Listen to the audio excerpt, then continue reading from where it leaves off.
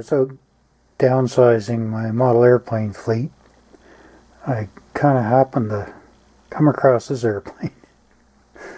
It's a TopFlite giant scale Corsair ARF, new to me. So it's been assembled, been flown before. Had a weed whacker engine in it. So yeah, the price was pretty much what I was willing to pay for it. And the other thing is, just happen to have the kit. So there's two advantages to this. One, I get to try out my Saito 3-cylinder radial. Like I was saying before my battery cracked out, it's got the retracts in it. So, two reasons to buy it. It's got the retracts, same retracts fit in the kit. As you can see, she's been... Okay, I got all these holes drilled out to the dowel sizes. Jesus, what a mess. And I'm just going to use 15-minute epoxy. Put those in. Fun and games it is. So these dowels that are side by side, I just sand a little flat spot on them to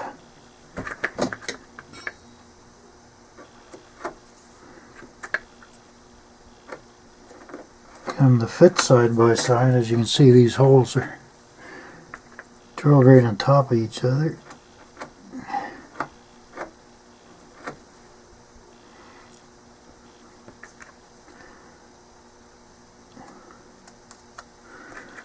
I get a feeling I should have used 30-minute, not 15-minute.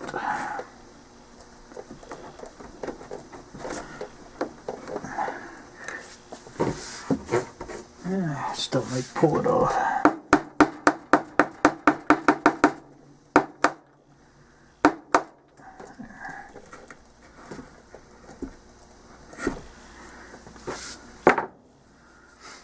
If not, I'll just mix another little batch.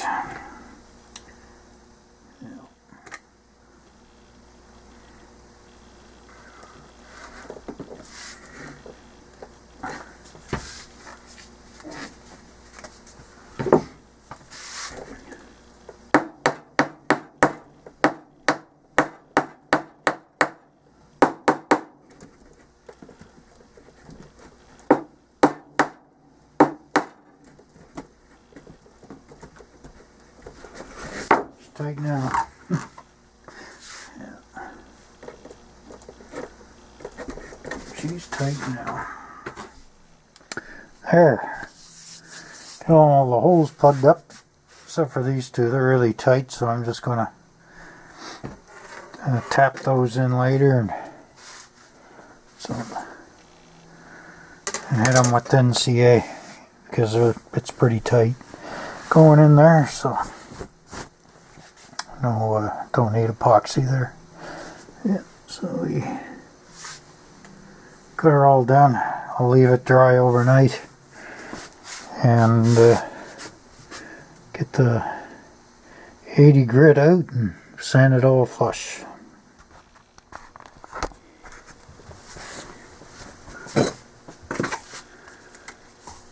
Well, that's all nice and dry.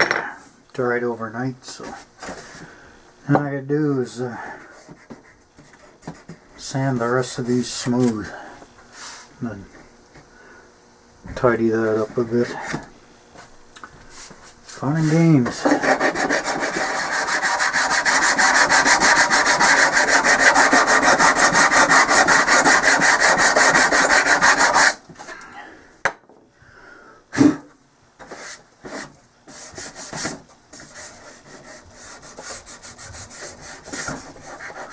Alright, that's better. It's going to need a coat of epoxy resin when it's done here.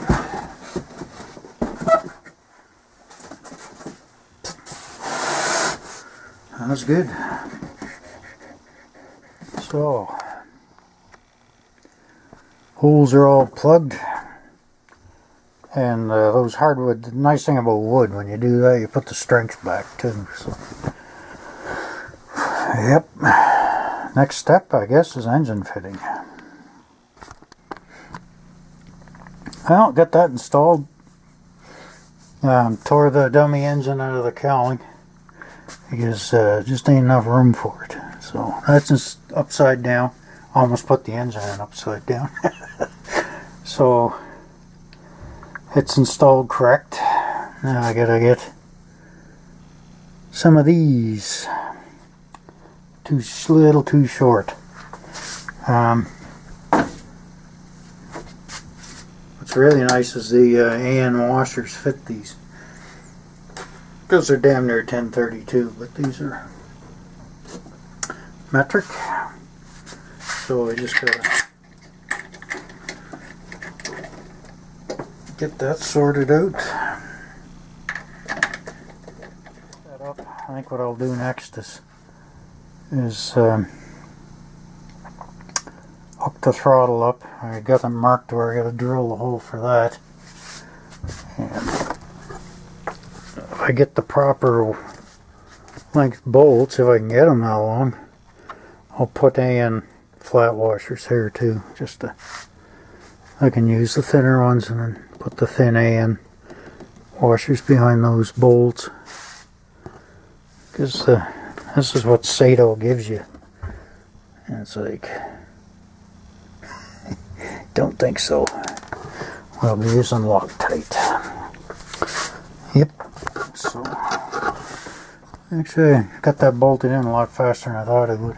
Went out the field to go flying this morning. The wind started picking up and it was rain. Started spitting rain. Now it's all nice and sunny, of course. So I came home and started on this guy. Yeah. Using AN washers here on the firewall. They fit the 5.5 quite nicely, or the 5mm quite nicely. So the bolts that came with the engine were 5mm by 55. Had to go 60. Even 65 would work. I may use 65s yet. I got both anyway. So next step is put the exhaust drain on. Huh. Hopefully that stops buzzing. So, I got the exhaust on. I'll tell you, that was a piece of work getting that bad boy on there. I'm sure it'll be worth it.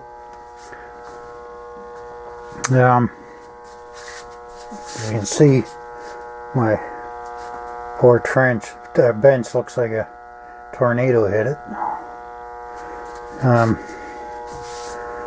Decided to go with all digital servos this time. Had a couple of Spectrum digital servos, so little guys. So I just hooked them up to the retracts, and this one's going to go to the throttle, and the rest are obviously, there's these two here are elevator, these two are rudder. Actually, this one's rudder, this one's for the tail wheel. So yeah, I also got me a couple of life batteries for the Radial. One's backup. I think I'll just put them on a Y harness. I'm not going to bother with the backup thingy. But yeah, she's getting there. It's nice that this tail cone comes off, because it gives you access to the horns on the elevator, because the solder job on these clevises are, well, just a matter of time. before this thing takes them, gets it so spread across, across the field. So I think I'm gonna replace those with some nice heavy Dubro clevises. Yeah. What I did do, so I'll probably show you after I pull the engine off again, had this great big 2 1/4 inch cutout. There actually was 2 inch. So I got some scrap marine ply from my airplane, and I cut out 3 rings,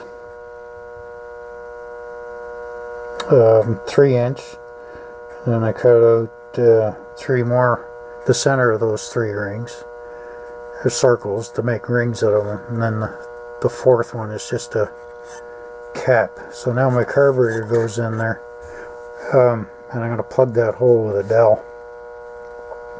So it's going to pull lots of air, but I don't have to worry about it sucking dust and all the nasties that tend to get inside here. No matter how many times I vacuum and clean, there's always balsa dust and shit. So, and that'll should work fine. Plus, I just don't want it pulling all that dirt, dust, like I said, from inside. So I guess that thing's not going to stop buzzing. Next, I guess, is a joyous throttle linkage setup.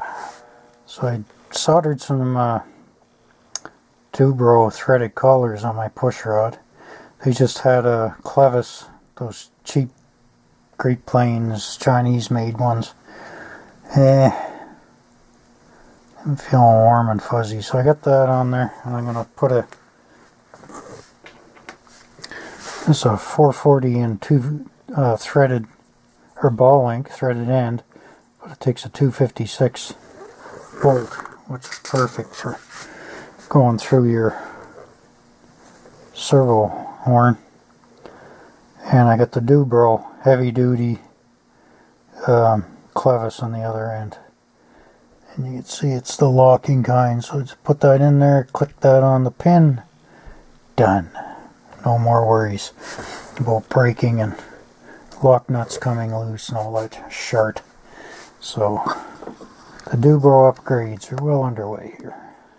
And another thing that's nice about these Dubro threaded couplers, they fit right inside the pushrod tubes on the airplane, so it's an added bonus.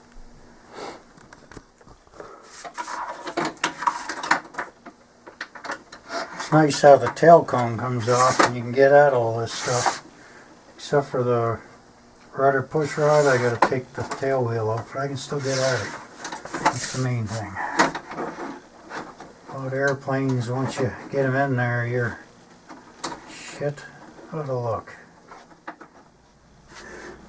Welcome to the rat's nest. So, there's the setup there. As you can see, I put the ball link in the bottom just because of where they ran these tubes through on the ARF. But all that stuff's pre-installed, right? Just like that one. Therefore, I can't do a band or anything to bring it up, so simply put it on the bottom. Kind of a pain in the ass, but it lines up pretty good, as you can see with this one. And there's not enough throw where this coupler is actually going into the tube anyway, so I haven't checked the throw yet, so but if it had to, it'll go in there. So I'm gonna have to order a digital servo programmer so I can zero these up a little better. I just lined everything up by putting them in the neutral position by hand. I'll tweak that when I get the tool. So that's the retract's done, elevator's done. I also say the tail wheel's done.